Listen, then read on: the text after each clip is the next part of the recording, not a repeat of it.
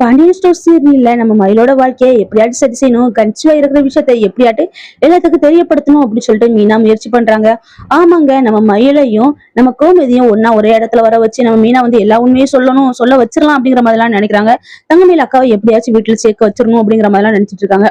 அதனால பேச்சுவார்த்தையும் நடத்த ஆரம்பிக்கிறாங்க. தங்கமேல் அக்கா கன்சீவா இருக்கிறத சொல்லிடலாம் அப்படிங்கிற மாதிரி நம்ம மீனா நினைக்கும் போதுல என்ன ஆகுது அப்படின்னா, தங்கமேலோட அம்மா வந்திருந்தாங்க.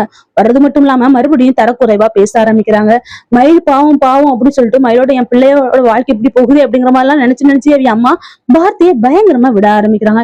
இதனாலேயே தங்கமயிலோட வாழ்க்கை கேள்விக்குறிக்கு மேல கேள்விக்குரியதான் ஆயிட்டு இருக்குது.